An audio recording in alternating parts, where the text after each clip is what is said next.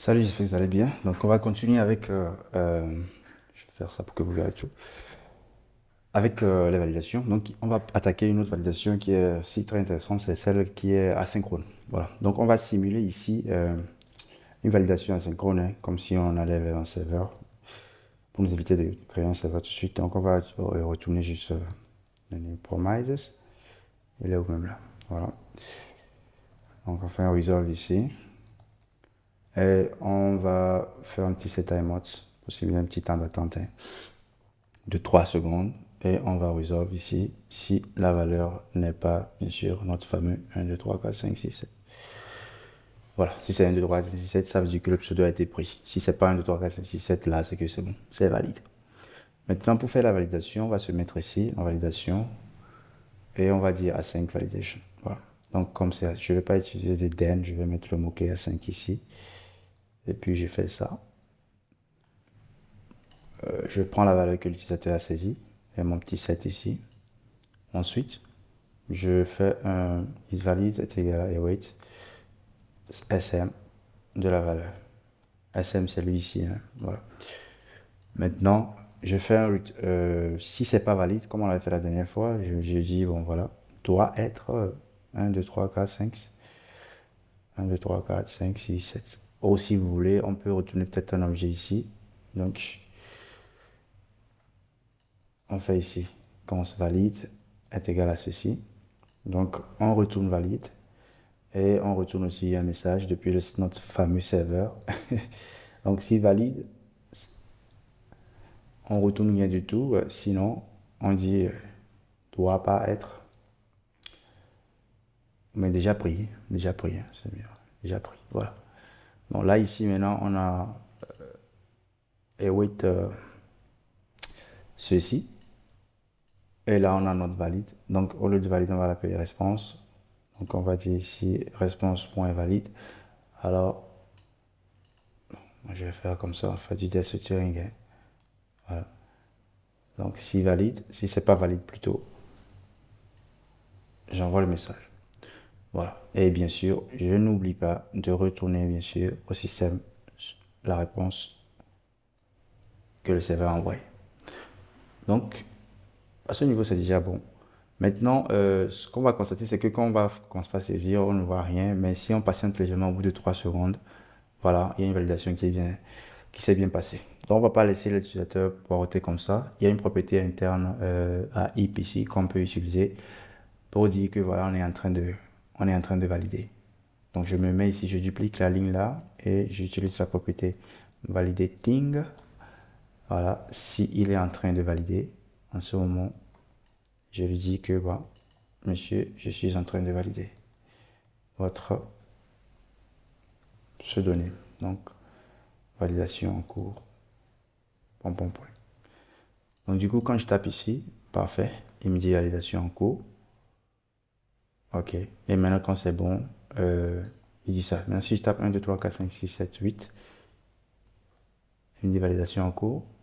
Il me dit que c'est bon. Je pense que c'est 1, 2, 3, 4, 5, 6, 7, hein. Si je tape 1, 2, 3, 4, 5, 6, 7, il me dit validation en cours. Et là, il me dit que c'est déjà pris. Bien. Donc, ce qui est intéressant, c'est qu'apparemment le debouncing ou soit le throttle a déjà été pris en compte. Parce que si je viens au niveau du network ici, et que je commence pas à faire la saisie, je remarque que voilà, aucune requête n'est lancée ici. Mais dès que je tape quelque chose, quand je m'arrête de taper, à ce moment, la requête est lancée. Ah, je suis bête. Euh, c'est pas un serveur en fait, donc tu ne cours pas voir de requête ici, désolé.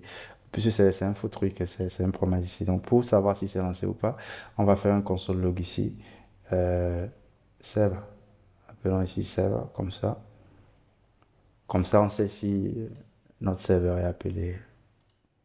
Combien de fois il est appelé au fait lorsqu'on fait les saisies. Donc voilà ce qui est très intéressant. Lorsque je tape ici, je m'amuse comme ça, le serveur n'est pas appelé. Mais dès que je m'arrête de taper, boum, le serveur est appelé. Donc cette partie-là aussi a été prise en compte pour nous. C'est déjà bien, c'est déjà super. Donc quand j'efface, voilà, quand j'efface, voilà. Et si je m'amuse à taper plus vite que n'importe quoi, bah, il attend. Quand je finis de taper, il lance la requête. et il me dit que c'est valide. Et bien sûr, quand je fais le submit, j'ai ma valeur. Bien sûr, on peut aussi copier la propriété asynchrone, hein. Donc, si j'avais un autre input ici, comme on l'avait fait la dernière fois, un autre input comme ceci, comme cela, et on dit validation ici, on peut très bien faire le copy aussi de cet input là, bien sûr, en lui donnant l'id username, et on dit copier ceci. Donc, automatiquement, celui-ci va aussi copier la validation asynchrone. Donc, si je tape ça, voilà, je dis aussi validation en cours, il attend et le serveur valide. Maintenant, tout le formulaire n'est pas valide, puisqu'ici, on a deux formulaires. Donc, il faudrait que celui-ci aussi soit valide. Et là, maintenant, une fois que tout est bon, le formulaire devient valide et puis voilà, tout le monde est content. Donc, c'est tout pour cette vidéo concernant le custom validation. Et dans la prochaine vidéo, laisse-moi voir si est-ce qu'il y a une validation qu'on doit encore toucher. Bon, le reste, je vous laisse découvrir ça par vous-même. Il y a email. Bon, je peux rapidement couvrir aussi cette validation, ce qui est require et puis email. Donc, email ici, la valeur c'est true. C'est pas une valeur spécifique. On va passer true là-bas parce que on dit juste au système interne de validation de considérer au fait la donnée qui s'est rentrée ici comme un email.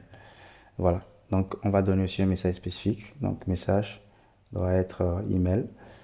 Voilà. Et valeur ici, on peut donner true. Comme c'est un booléen, on peut donner true comme ça, ou soit on peut juste ne même pas donner la valeur pour les booléens, ça doit passer. Donc en tapant ça, voilà, il dit que ça doit être un email. Et dès que ça commence par correspondre à quelque chose qui ressemble à un email, la validation asynchrone est déclenchée. Et une fois que c'est bon, ça passe. Et étant donné que celui-ci aussi copie ses propriétés, c'est pareil aussi. Une fois que c'est bon, la validation est déclenchée. Et quand tout est bon, celui-ci devient ouvert et on peut récupérer nos données. Bien, je pense que c'est bon. Pour le email, le require aussi fonctionne pareillement, c'est booléen. Et le regex, c'est juste un regex que vous devez passer comme ceci. Vous tournez votre regex. Donc peut-être je vais écrire un petit regex ici. Et je vais m'assurer que je vais enlever l'email. Et je veux que dans ce qu'il va taper, voilà, il y a DSD. Voilà, comme ceci. Donc là, si je viens taper ceci, voilà, il me dit rien puisque j'ai pas spécifié de message d'erreur clair pour le regex. Donc au cas contraire, si je veux pas vraiment, je peux aussi donner un message global ici. Donc erreur. Désolé, je prends une virgule. Voilà. Donc en tapant ça, il me dit erreur. Mais je préfère vraiment donner un message clair pour chaque chose qui est en train de se passer. Donc pas de DS ou bien doit avoir DS. Et bien sûr, la valeur ici, c'est ça. Voilà. Euh, Voilà, doit avoir DS. Donc je peux être DS. Voilà, et ça passe. Voilà. Je pense que doit avoir DSD plutôt. Ou bien doit être DSD, je pense. Voilà. Donc doit être DSD. Voilà. Quand c'est DSD, la validation est lancée. Et lui aussi, il hérite aussi de la propriété, hein, doit être DSD. Voilà. Et quand c'est bon, tout le monde est content et celui-ci devient vert et puis je peux récupérer ma valeur. Ah, il me dit quoi? Doit avoir DSD. Ah, très intéressant ce qui se passe.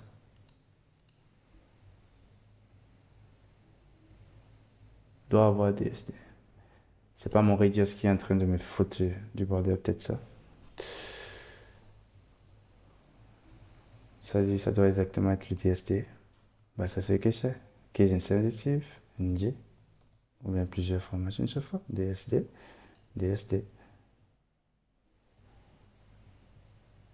Voilà.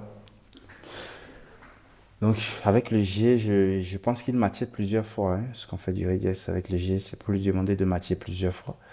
Donc, voilà ce qui fait que ça déconne. Donc, je veux que tu matches une seule fois le DSD, quel que soit le majuscule ou minuscule, je veux que tu matches. Donc, voilà. Je pense que ça va passer. Si je tape ici aussi majuscule, ça doit aussi passer puisque j'ai mis le i ici. Parfait. Ok, je pense que c'est tout pour les validations disponibles. Parcourez le reste vous-même, min, max, et essayez de voir comment tout est bon. Et je pense que c'est bon. La prochaine vidéo, on va essayer de travaille avec différents types d'inputs parce qu'ici on a juste utilisé les types texte et autres. On va essayer d'utiliser les inputs de type radio, les inputs de select box, et puis le file pour uploader les fichiers, pour voir aussi comment cette librairie gère en fait cet aspect de la chose. Ok, ciao ciao.